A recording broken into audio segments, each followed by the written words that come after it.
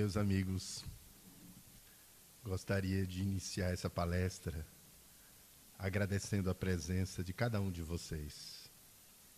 Cada um de vocês poderia estar em casa, descansando após uma jornada de trabalho, poderia estar lendo um bom livro, poderia estar fazendo outras atividades e vieram.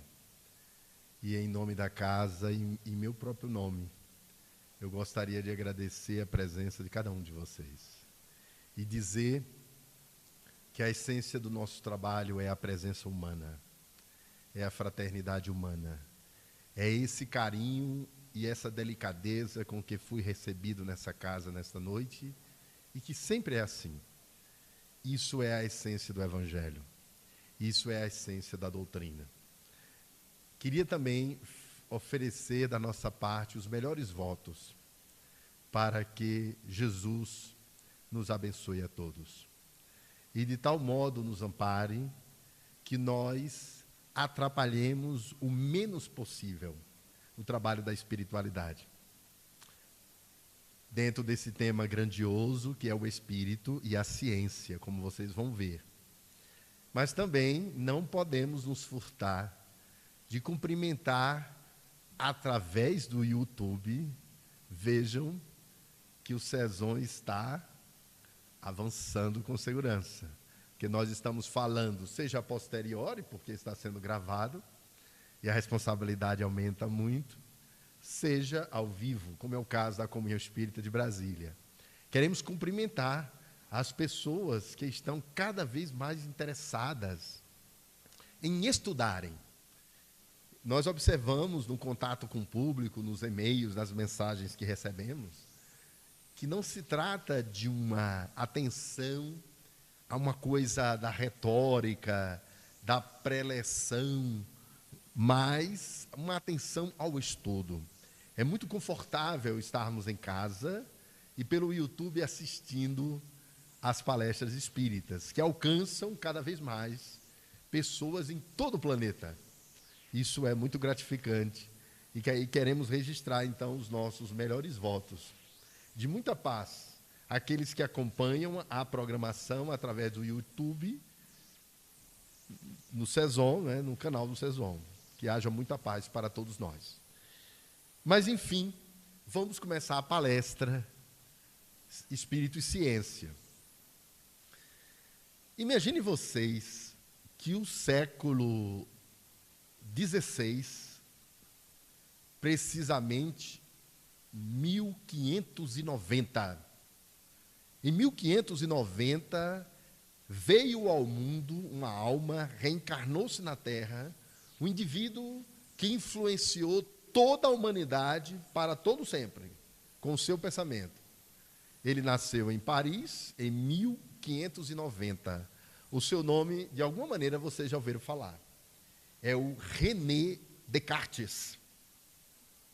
René Descartes, que foi tão grandioso na sua visão racionalista, que é a base para uma ciência do espírito, foi tão grandioso que muitos de nós e muitas mensagens chegaram a dizer que o Kardec poderia ser a reencarnação do René Descartes. Ele nasceu em 1590 e viveu até 1652, portanto, 62 anos.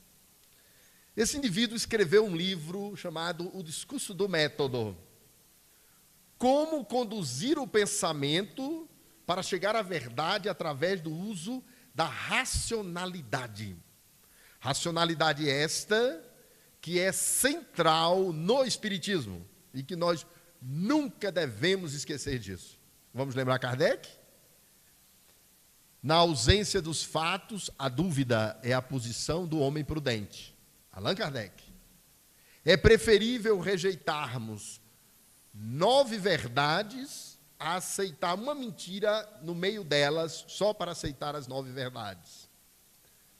E depois ele vai propor toda a doutrina, como veremos, em bases racionais e experimentais. Mas voltemos a René Descartes, então ele vai falar como deveríamos ter a prudência para conduzir o pensamento usando a razão, a lógica. E uma das realizações racionais do Descartes, que ficou na história, E os maiores ateus falam disso, incomodados, porque foi uma visão incrível dele. Nos interessa aqui dois aspectos do pensamento de Descartes.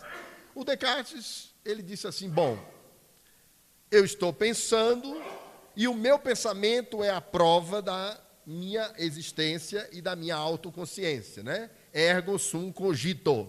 Enquanto penso, enquanto duvido, enquanto penso, tenho uma certeza que existo. E aí ele disse, bom, mas se eu penso sobre o infinito e eu não sou infinito, não confundi o conceito de infinito com de mortalidade, porque ele, Descartes, acreditava na alma, mas são coisas diferentes. Deus é infinito, o homem é imortal. Deus é eterno, o homem é imortal. A infinitude é mais do que a imortalidade. Então Descartes vai dizer, bom, se eu sou infinito, e se eu estou pensando sobre uma realidade infinita, de onde poderia se originar esse pensamento, se não de uma experiência qualquer que me remeta à infinitude, ou seja, a Deus. Então ele dizia que era impossível o ser humano conceber algo sem que ele tivesse alguma base de experiência para afirmar aquilo. E aí depois ele vai fazer uma outra pergunta que é tão importante, e mais ainda, René Descartes. Ele vai fazer a pergunta que é o centro dessa palestra hoje. Ou entendemos isso, ou não há mundo espiritual. A pergunta é, de que maneira ele observou que havia funções que eram fisiológicas do corpo físico, havia um conjunto de funções ligadas ao corpo e ao cérebro. E havia funções, que para eles era muito superior, que eram funções mentais da alma, do espírito. Ele achava que o pensamento, tal qual se elabora em sua complexidade, era do espírito. Mas aí ele vai dizer, se existe um espírito, uma alma, e existe um corpo físico, como nós podemos entender a relação dos dois? Que realidade interliga, associa, interpenetra? Observe que a palavra interpenetração e interdependência vai ser fundamental nessa palestra hoje, os dois conceitos. A grande questão para que pensemos cientificamente a vida espiritual é resolver esse problema. E que os cientistas não gostam de lidar com a espiritualidade, porque na cabeça deles isso não está resolvido, pelo menos uma parte da ciência.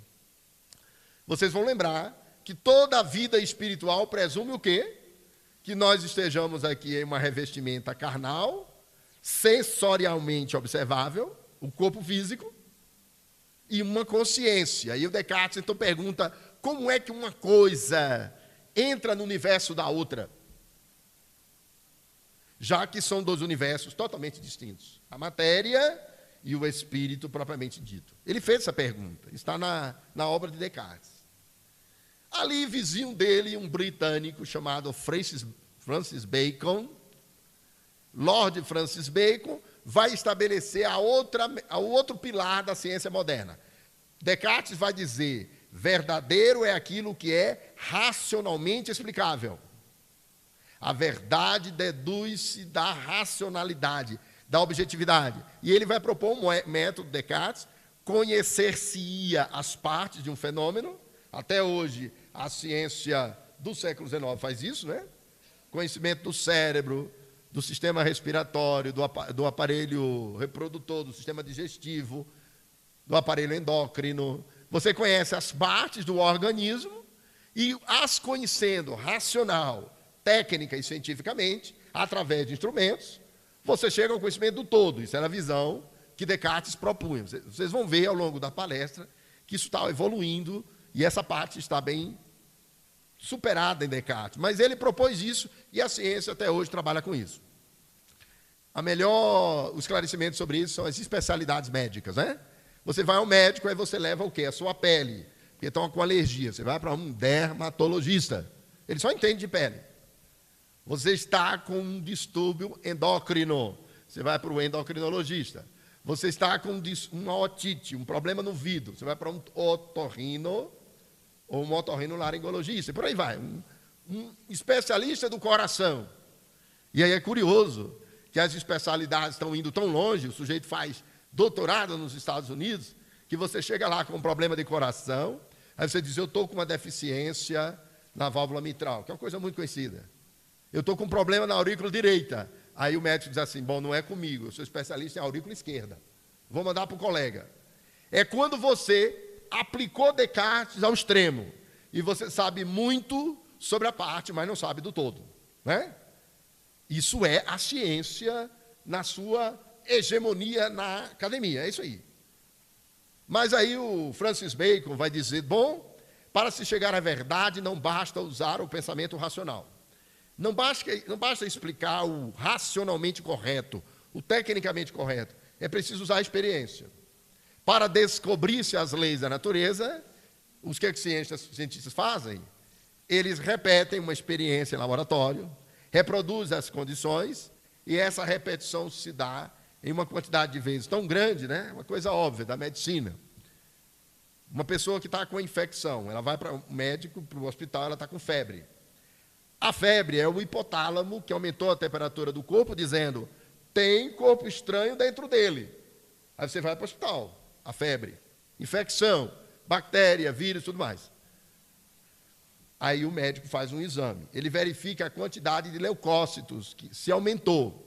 Se a quantidade de células de defesa do organismo aumentou muito, isso quer dizer um tipo determinado de infecção, bacteriana ou virose. É aquele exame do exército de leucócitos que aumentou muito, que prova que você está com infecção. Isso é ciência médica. Bom, aí o Francis Bacon vai dizer, é preciso usar a razão e a experiência. Experiência não é uma experiência qualquer. Não é a experiência dos sentidos, que é falha. É a experiência controlada em laboratório. É a experiência que controla, é o tipo de experiência que você controla as variáveis em laboratório e você o faz estatisticamente, com a matemática. E aí você prova que há uma relação entre dois fenômenos, né? Você olha para essa luz, por exemplo. Aqui nós temos a luz branca, e presta atenção que aqui eu já vou dando bases para o final da palestra. Não tem a luz branca? A luz branca é o fóton. Tem a luz azul aqui também, não tem? O fóton é uma partícula em movimento que gera a luz branca. Ele tem, é uma lei da física, ele tem um comprimento de onda imenso e uma frequência baixa. Fóton, luz branca. A luz azul tem um comprimento de onda menor e uma irradiação mais alta. E quem é que vai ganhar da luz azul? Os raios X, os raios infravermelho, que são partículas, raios, ondas, que têm um comprimento de onda menor e uma irradiação altamente intensa. Quem é que ganha de todos eles? Qual é o elemento químico que tem maior radiação na tabela periódica? A junção de plutônio e urânio. Constituiu uma coisa terrível na história da humanidade. A bomba atômica, que é a capacidade de retirar a energia atômica da fissão nuclear. Isso é ciência, é experiência que os cientistas usam para produzir ciência. E o que fez o Kardec? Agora chegamos no Kardec e a gente continua com o espírito de ciência. O que fez o Kardec? O Kardec nasceu a 3 de outubro de 1804. Nós estamos comemorando mais o aniversário dele. Ele nasceu num distrito industrial chamado Lyon, no interior de Paris. E ele foi estudar com um homem muito sábio chamado Johann Pestalozzi. Pestalozzi não era exatamente um racionalista puro. Ele achava que a experiência devia vir antes da racionalização. Então ele pegava os meninos, alunos dele, e botava para fazer experiências. Hoje está muito em voga ainda isso. Você pega a sala de aula e joga os meninos, as meninas, no laboratório de botânica, numa experiência na floresta, no rio. E você faz eles primeiro viverem a experiência, a vivência, para depois eles racionalizarem. Foi sobre esse método que Kardec foi educado. Mas o fato é que ele, aos 31 anos, ele se casou com Amélie Gabrielle Boudet, publicou a gramática clássica francesa, era um indivíduo que era um poliglota, Kardec, né? Kardec falava holandês, alemão, inglês, espanhol, conseguia escrever em português e seu idioma pátrio, o francês, claro. Mas isso é muito comum na Europa. As pessoas que atravessaram pela universidade falam 3, 4 idiomas. Foi o caso do Kardec. E o Kardec, aos 50 anos de idade, já tinha publicado vários livros, estava lá vivendo a vida dele, com Amélie. Ele era apaixonado por astronomia, ele gostava muito de astronomia, e ele então foi convidado para lidar com os fenômenos das mesas girantes, que você já conhece muito. No primeiro momento ele não deu atenção, é bom que se diga isso. Kardec não teve interesse pelo fenômeno das mesas girantes. Depois, por insistência de um amigo chamado Sr. Carlotti, ele foi ver o fenômeno. E logo em seguida ele viu a comunicação com a cesta de ardósia e a psicografia. E chamou a atenção dele uma coisa. Isso é uma coisa fantástica. Ele observou que as meninas que estavam escrevendo aquilo não tinham letramento, alfabetização, formação superior para escrever aquilo. Que eram as meninas Caroline e Julie Boudin. Então ele disse, bom, se essas meninas estão supostamente escrevendo essas mensagens, e elas não têm capacidade intelectual, porque eram muito meninas, 14 e 16 anos. Duas médias fantásticas. Imagine o que é uma criança de 14 anos, adolescente, escrever uma mensagem filosófica. Espera aí, tem alguma coisa aí, ou você vai pensar na hipótese de uma genialidade inata, ou de uma interferência espiritual, alguma coisa fora. Mas aí, então, ele resolveu dialogar com essas vozes da imortalidade. Só que aí, a coisa que nós temos que entender é que Kardec, e por mais que nós amemos, e como é importante, e o Chico Xavier dizia, jamais o Espiritismo se divulgaria no Brasil, com a força como divulgou, popularizou, se fosse uma ciência pura, mas nunca devemos esquecer que Kardec foi aos fenômenos como cientista. E a aula de hoje, a palestra de hoje é isso. É entendermos o papel científico para vermos como ele é importante para que se tenha uma visão de mundo esclarecida. Kardec era um cientista. Kardec não era um teólogo, não era um religioso, não queria converter ninguém ao evangelho no primeiro momento, ele era um cientista. E ele é chamado para ver um fenômeno interessante da psicografia. E aí imagine o cientista dizer, agora vamos ver como é que eles vão se sair, essas vozes. Porque eu vou fazer perguntas para ele da ciência. Imaginem, vamos lá, as perguntas do Kardec para a gente chegar no Espírito de Ciência. Kardec vai perguntar coisas que só pergunta quem conhece física.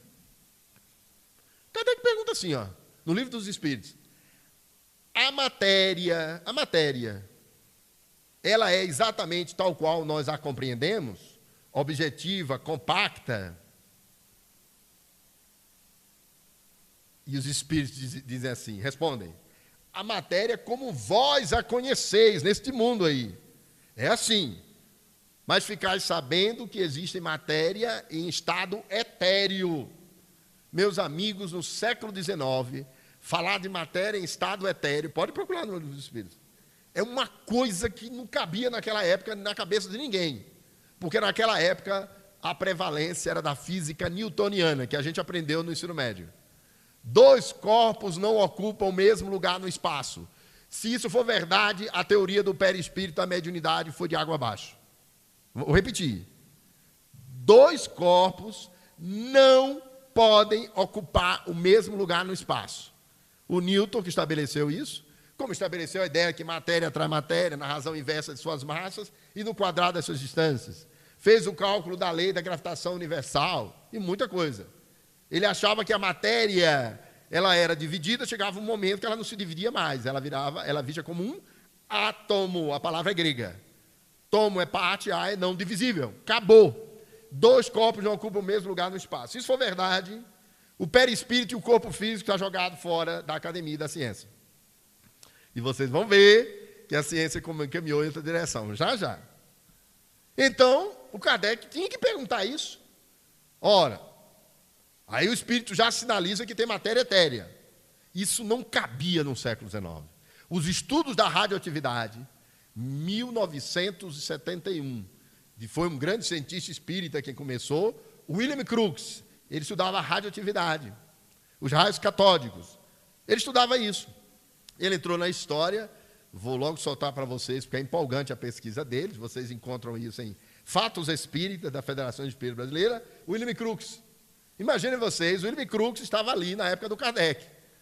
E ele era um cientista. Ele era o presidente da Real Sociedade Científica de Londres. Presidente. Ele era físico e químico. Ele havia inventado o radiômetro, descoberto o elemento químico da tabela periódica chamado tálio, né? E inventado os raios-x, pioneiro dos raios-x, sem o qual a gente não fotografa o organismo internamente. William Crookes era um cientista. Aí começa a falar para ele do fenômeno das materializações de espíritos. E é falado para ele de uma médium chamada Florence Cook. Imagina que médium. Você coloca ela no transe, ela adormece, e ela começa a soltar pelos ouvidos, pelo nariz, pela boca, uma espécie de uma coisa que a gente veria no primeiro momento como uma fumaça, que vai ganhando densidade, é o ectoplasma. E ele fez isso com essa moça, observando os fenômenos da materialização de espíritos. Aí ele fotografou, isso está hoje na internet, para todo mundo ver. Ele fotografou, ele mediu a pressão arterial da Florence Cook, diante do espírito que se materializava, chamava Kate King. Gente, ele não era espírita, ele não era religioso, ele era um cientista. E ele conhecia a linguagem da ciência. Ele sabia que tinha que verificar a experiência, repeti-la em várias condições para que ela se tornasse provável e real. O espírito se materializou no laboratório dele. Foi tão intensa a experiência que ele fez um relatório e ele divulgou os fenômenos, eu não creio nesses fenômenos, eu tenho certeza deles, porque eu os experimentei. E o que fez a Real Sociedade Científica de Londres, cuja patrona era a rainha, e ele tinha o título de Sir, que só se dá a grandes personalidades, a rainha mandou tirar ele. Tiraram ele, porque o cara admitiu, né, o sujeito admitiu fenômenos espíritas. Gente, aí nós estamos diante do Kardec, que pergunta: qual a natureza do liame? Essa é a primeira questão. Qual a natureza do liame que reúne o espírito ao corpo? Tem que ter alguma coisa que junte esses dois universos. Porque o espírito, na visão de todas as religiões, na visão do próprio espiritismo, é a consciência, a energia inteligente, é algo totalmente transcendental, é o espírito. E ele pergunta, então, o que tem entre o espírito e o corpo? Descartes, de novo, em Kardec. E aí os espíritos disseram: este liame é de natureza semimaterial, bastante sutil para vós, bastante grosseiro para nós, mas ficais sabendo que ele é semimaterial. E o Kardec vai fazer 300 mil perguntas sobre isso. Ele vai perguntar se o perispírito tinha elasticidade, se era exteriorizável. Ele vai perguntar se ele era a base dos fenômenos, e aí nós vamos direto para uma informação científica, para vocês verem como é que essa coisa evoluiu. Bom, até o início do século XX, o que é que se acreditava? Física newtoniana. Não se sabia ainda que todo o universo era luz que se movia.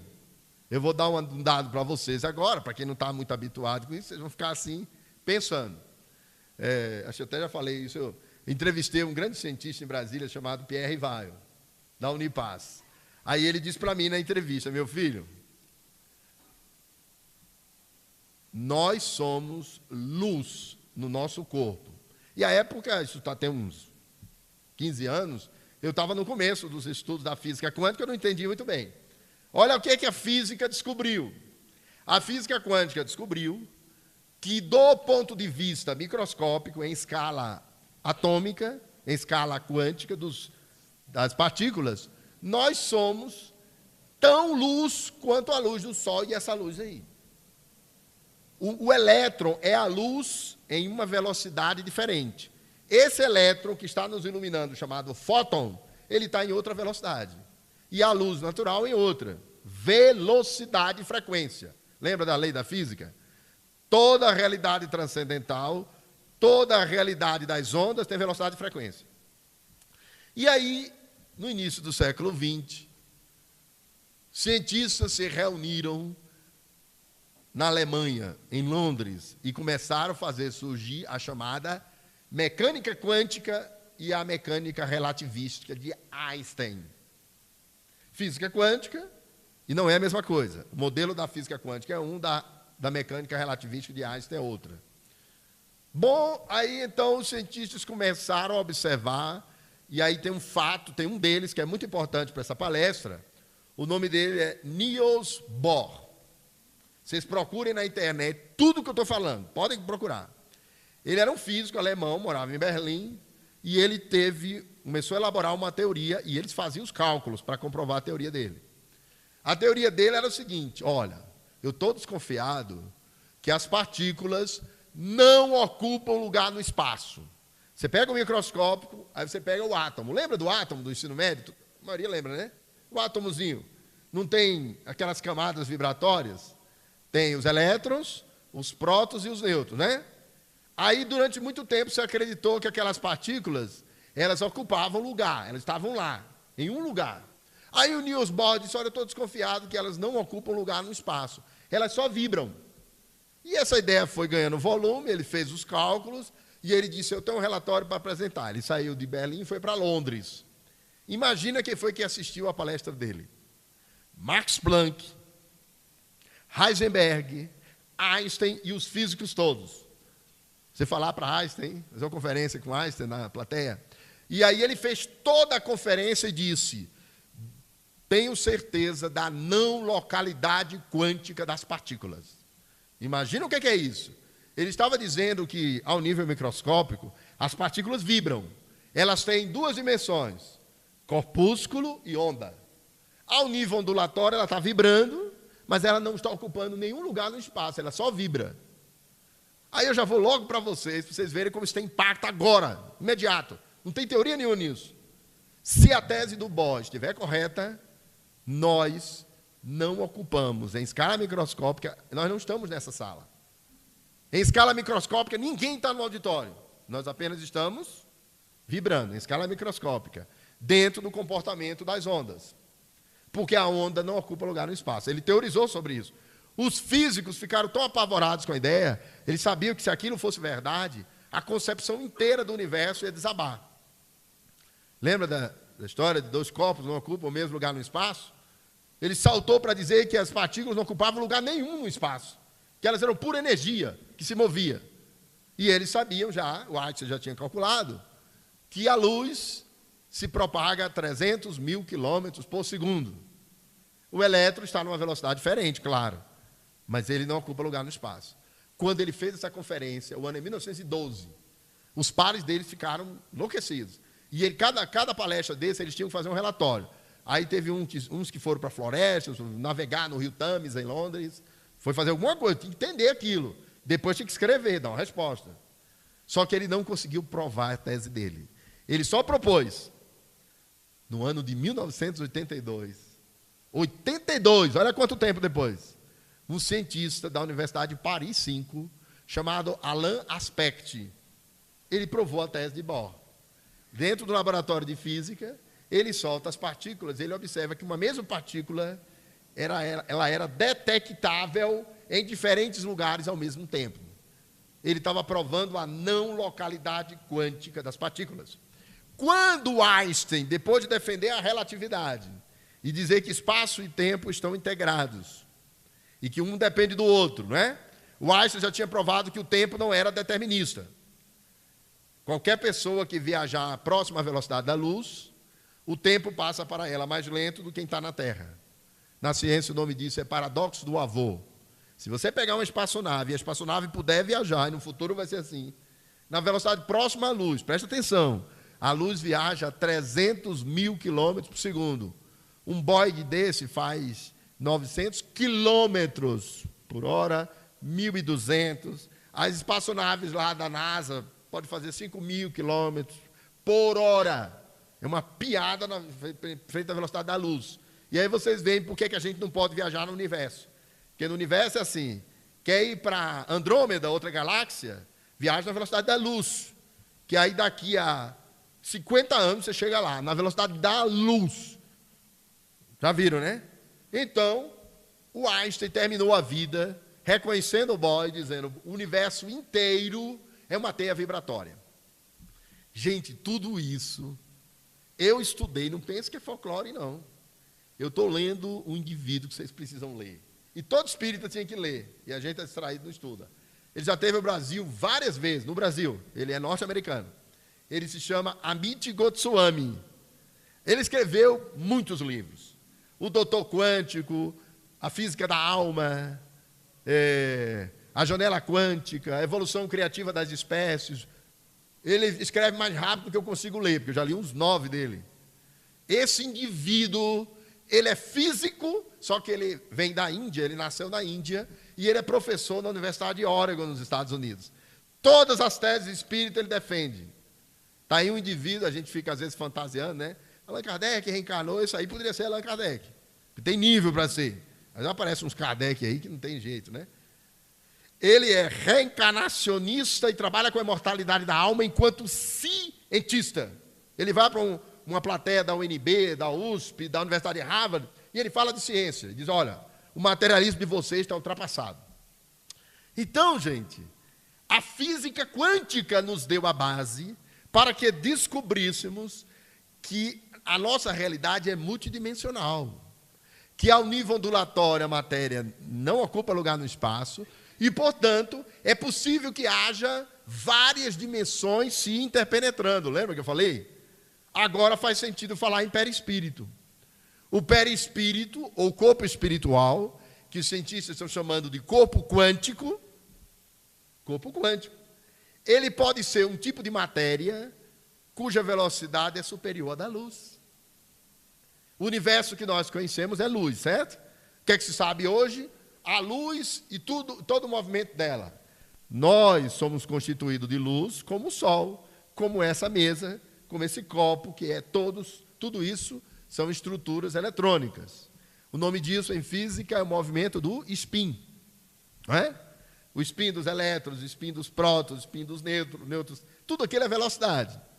E os cientistas estão fazendo coisas curiosas, como teletransporte de matéria. Ano 2000, já tem 19 anos. Eu, professor do Uniceu, passei pelos corredores e tinha no Correio Brasiliense um pedacinho do jornal. Cientistas fazem teletransporte de matéria. O que é isso? É você pegar uma partícula, acelerar ela artificialmente, ela chega à velocidade da luz, passa a velocidade da luz e ela desaparece, não se sabe para onde é que ela vai. O outro fenômeno que lembra isso são os buracos negros, que vocês já ouviram falar, não já? O buraco negro são regiões do universo cujo campo de gravidade é tão intenso que tudo que entra nele desaparece. Até a luz desaparece. Vai para onde? Esse buraco negro está levando as coisas para onde? E tem fenômenos belíssimos, gente, no mundo da ciência. Você olha para uma estrela e você fica encantado com o brilho dela. Aí você diz, que coisa linda essa estrela. Às vezes você está vendo o passado. Sabe por quê? Porque a estrela já explodiu. Só que como ela está muito longe, ela propaga a velocidade da luz, ela já morreu, ela virou uma supernova, e a luz está viajando. Nesse caso, existe o efeito e não existe mais a causa. Bom, e o Kardec era um homem de ciência. O Kardec lidou com os espíritos cientificamente. O mundo espiritual superior sabia quem era aquele indivíduo. A doutrina espírita é resultado do ensino coletivo e concordante dos espíritos. Gente, até que horas eu posso atormentar vocês, que eu não percebi? 8h40. Vamos embora para a gente avançar. O Kardec, gente, era um homem de ciência. E aí, ele vai dizer, a doutrina espírita é resultado do ensino coletivo e concordante dos espíritos. Médios em diferentes lugares, vozes espirituais, em diferentes pontos do planeta, para as quais ele fazia perguntas. Só que aí, esse corpo espiritual hoje é a base de uma série de fenômenos. Vamos lá. Eu vou falar de 2 fenômenos para vocês que a ciência não sabe explicar. Um deles é um fenômeno, tem uma palavrinha bonita, sofisticada, mas é bobagem, vocês vão entender rapidinho. Chama-se totipotência da célula matricial. O que é isso? Todos nós sabemos que nós resultamos de 23 cromossoma masculino, 23 cromossoma feminino. Espermatozoide e óvulo, não é isso? A gente não aprendeu isso com a biologia? 180 milhões de espermatozoides viajando nas vias femininas. Só um entra. Eu não sei por que tanto Romeu para uma Julieta só. Eles vão lá querendo entrar atravessar a membrana do óvulo. Por que tantos? Fiquem pensando. 180 milhões, só um entra. Quando esse espermatozoide entra, o óvulo vira ovozigoto. Aí ele cria uma proteína em volta e ninguém pode entrar mais. Foi só aquele felizardo. Aí vai acontecer um fenômeno que a ciência não sabe explicar. Dessa célula única matricial, que é o ovozigoto, vai acontecer uma força, uma totipotência. Essa célula vai, vocês sabem, né? De uma vira duas. De duas vira quatro. De 4 se multiplica, vira 8, de 8, 16, 16, 32, 32, 64, dobrando, progressão geométrica. Aí chega uma hora que, sabe o que vai acontecer? Essa célulazinha solitária vai se especializar em células do sistema nervoso central, periférico e autônomo. Sistema nervoso, células que têm uma estrutura e uma função. Cérebro, pele, toda a irradiação de nervos que nós temos, se leva um furinho na ponta do dedo, na mesma hora o cérebro sabe, porque tem células do sistema nervoso lá no dedo. Ela tem uma estrutura e uma função. Só que essa mesma célula, sozinha, ela vai criar um outro sistema, o sistema sanguíneo. Hemácias e leucócitos, são células completamente diferentes. Ela vai criar o sistema endócrino, o sistema respiratório, células da pele, epitélio, células ósseas. Compare uma célula do epitélio, da pele, epiderme ou hipodérmico, com a do osso. E veja se é parecida. Totalmente diferente. Tem uma estrutura diferente, uma função também. Você sabia que o cientista não sabe explicar quem é o responsável da totipotência da célula matricial? Eles não sabem explicar que coisa, que fenômeno, que força, que energia, que alma, que campo, que Deus, o que quer que seja, que cuida para que de uma célula aconteça uma multidiferenciação e especialização celular, transformando em especialidades as centenas. Eles não sabem explicar isso, não sabem.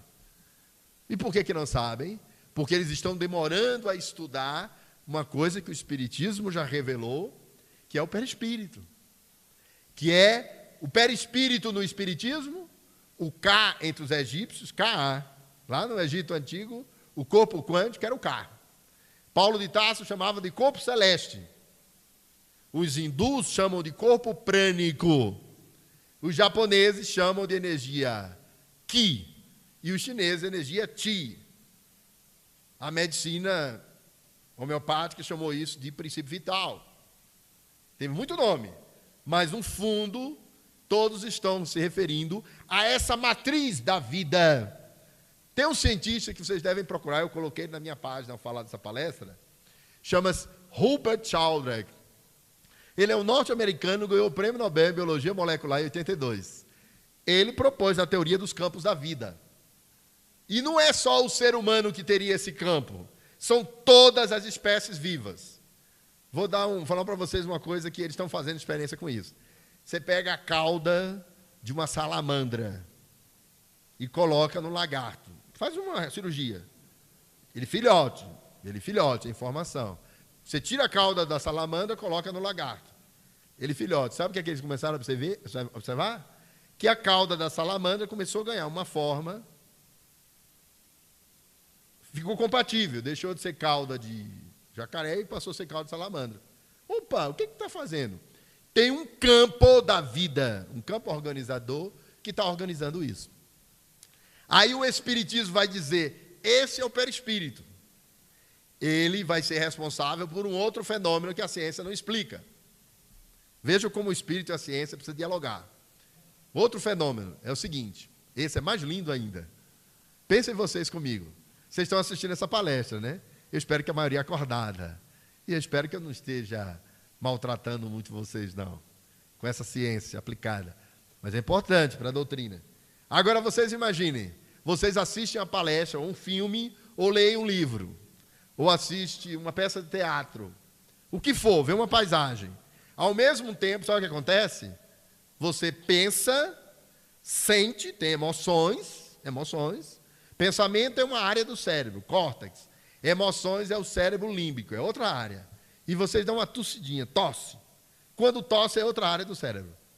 Aí você pensa, sente, raciocina, se emociona, lembra de um sonho, lembra de um fato, usou a memória.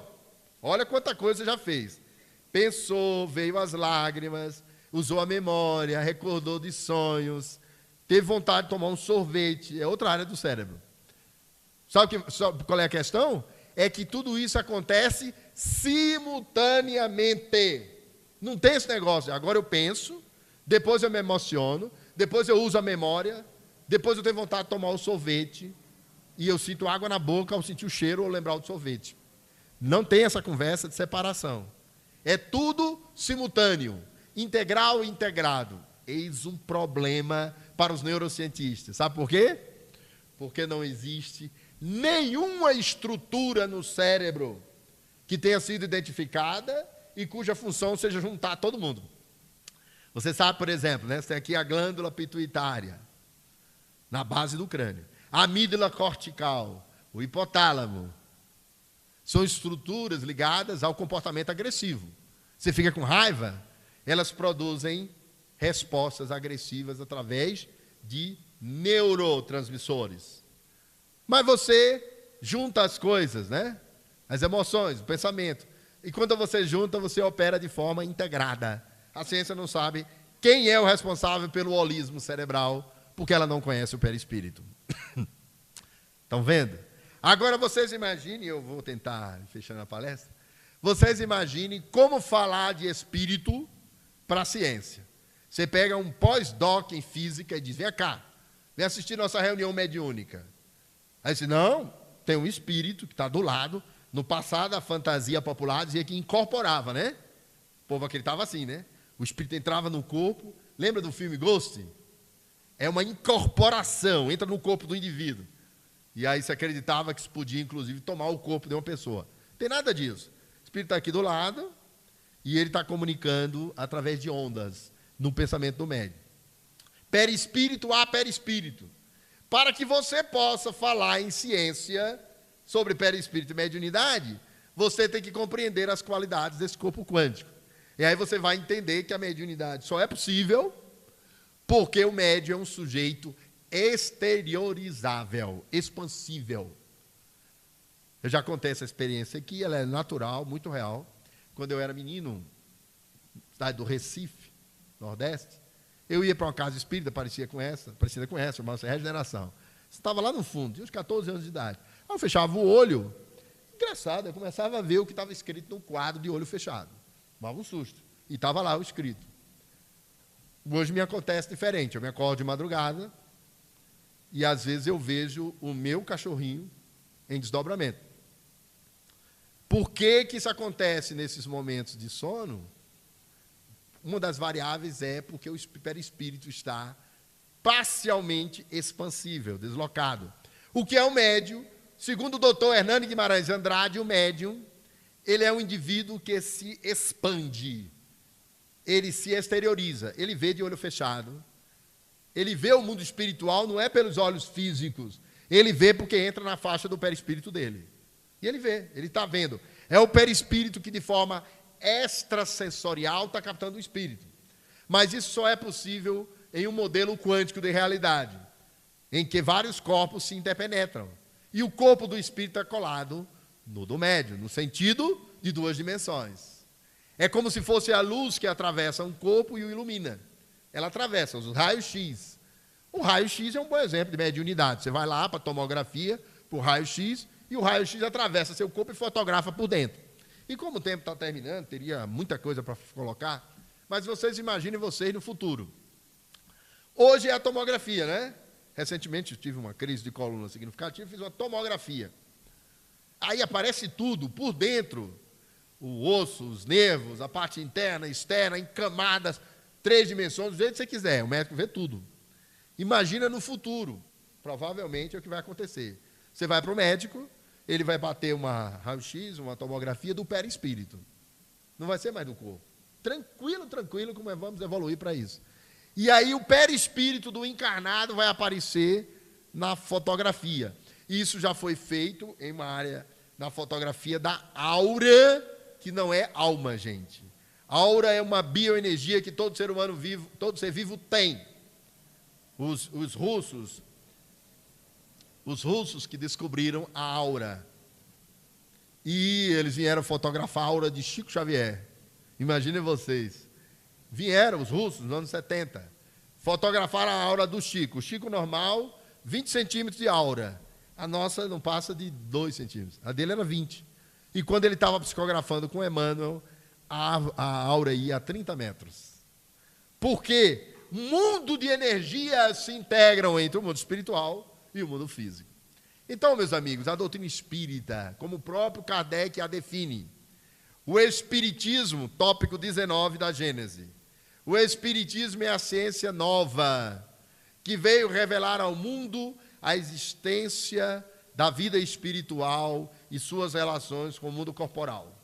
Nolo demonstra, não mais sob o efeito do maravilhoso e do sobrenatural, mas através de leis rigorosamente naturais. Vocês sabem por que é que os cientistas são alérgicos a nós espíritos e a todo religioso? Porque a nossa linguagem não é científica. Nós não falamos e explicamos que é possível uma individualidade extracorpórea e que é possível que durante a noite nós multidimensionalizemos nossa realidade, né? Que é a questão do desdobramento. Desdobramento da personalidade. Eu vivi uma experiência, vou terminar com isso, uma experiência de desdobramento muito boa, ou muito pavorosa. Eu estava na minha casa e de repente eu me vi na suíte. Minha esposa estava de plantão no hospital e eu me vi na suíte. E eu me lembrei assim, curioso, eu não lembro ter levantado, estava no banheiro. Na hora que eu fiz isso, eu voltei para a cama, naturalmente. E eu vi meu corpo físico naquele edredom, parado, aquela coisa horrível. E quando eu olhei, eu tomei um susto dos diabos. E eu voltei, taquicárdico, o ventilador ainda deu uma explosãozinha. E eu voltei para o corpo. Ou seja, todos nós somos seres multidimensionais. E somente uma ciência do espírito é capaz de compreender a nossa realidade. Pergunte ao cientista, o que acontece durante o sono, doutor, ou pós-doc, em cerebrologia, embriologia, biologia ou psicologia? O que acontece? Já se sabe que tem pesquisa demonstrando que nós aprendemos durante o sono. Processamento da aprendizagem. A ciência já reconheceu. Tem consciência durante o sono. Tem um mundo onírico. Quando você tem uma visão multidimensional da realidade, aí você diz assim, é fácil entender. Agora nós estamos na vigília. Todo mundo acordado, espero. Na vigília. Daqui a pouco nós vamos dormir. Vamos sair da vigília, passar por um pré-sono, entrar no sono. E as várias etapas do sono. O sono superficial, o sono REM, o sono profundo. E finalmente nós vamos desdobrar. E aí eu termino fazendo graça, e termino mesmo. Porque essa é uma coisa curiosa, né? A gente desdobra toda noite, não é? Vai e volta. Faça as contas. Quantas vezes nós já vivemos a experiência parcial da morte? Já tiveram cuidado de ver uma pessoa dormindo em sono profundo? Parece que ela morreu, não parece?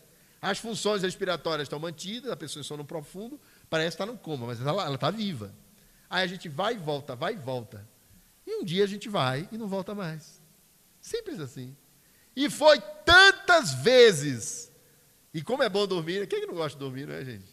Aí desdobra, volta, desdobra, volta. Quem tem o hábito, como os espanhóis, de fazer a sesta, ainda dorme depois do almoço, aumenta. E a pergunta é, apesar de viver a experiência todo dia, por que todos nós temos tanto medo de morrer? Já pensaram sobre isso? Perguntaram ao Chico, Chico, por que as pessoas têm tanto medo de morrer? Ele falou de experiências passadas.